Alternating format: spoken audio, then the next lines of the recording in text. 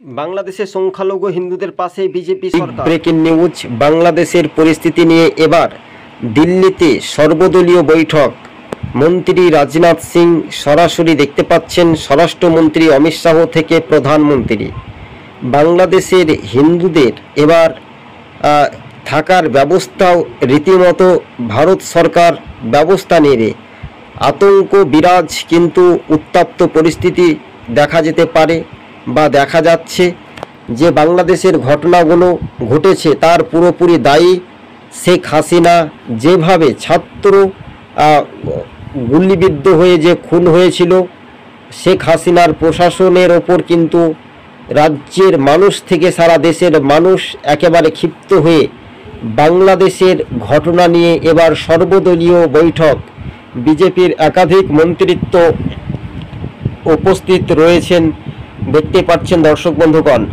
শেখ হাসিনা এবং তার বোন রেহেনাকে সঙ্গে নিয়ে তিনি বাংলাদেশ ছেড়ে দিল্লিতে, এবং তিনি কোন দেশে যাবেন তিনি নিজে জানেন না। তার আস্তে আস্তে তার ফ্ল্যাট থেকে তার এবং হেলিকপ্টার বাতিল করে দেওয়া হচ্ছে। বিমান থেকে তাকে এবার দেখেই সাধারণ জনগণের দখল কিন্তু নিতে চলেছে। শেখ হাসিনার বাড়ি কিন্তু দখল করে নিয়েছে জনতা। আর এই পরিস্থিতি যখন উত্তপ্ত, তখন দেখা যাচ্ছে যে বাংলাদেশের ঘটনা নিয়েও স্বরাষ্ট্র দপ্তর থেকে রীতিমতো দিল্লির বিজেপি সরকারের নেতৃত্বে একটা সর্বদলীয় বৈঠক ডাকা হয়। আর সেই বৈঠকে বাংলাদেশের হিংসা রাজনীতি নিয়েও একটা সমালোচনা বা সমীকরণ দেখা যাচ্ছে। তবে এই মুহূর্তের বিগ ব্রেকিং নিউজ, তবে হ্যাঁ, 2024-এ যে এমনটাই 2024-এ যে ঘটে গেল, এবং ওপর দিকে খালিদাকে যদি আমরা দেখি, তিনিও জেল থেকে মুক্তি পাচ্ছেন।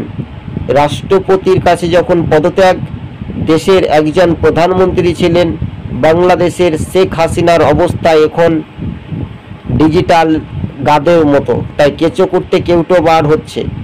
ছাত্র ছাত্রীদের আন্দোলনেই ফের কিন্তু বাংলাদেশের সরকারের মোহভঙ্গ ভাঙন। স্পষ্ট বার্তা ইঙ্গিতপূর্ণ, সেটা এখন মনে করানো হচ্ছে। তবে দর্শক বন্ধুগণ, ছাত্রদের আন্দোলনে এবার দেশ ছাড়তে বাধ্য হলেন শেখ হাসিনা তার বোন রেহেনাকে সঙ্গে নিয়ে, এবং শেখ হাসিনার বোনকে নিয়েও যখন পালিয়ে যায় একের পর এক তাদের রাজনৈতিক দখল থেকে, বিস্তারিতভাবে সেই বিষয়গুলো একটা খতিয়ে দেখতে পাচ্ছি আমরা বাংলাদেশের ঘটনা নিয়ে দিল্লিতে বৈঠক।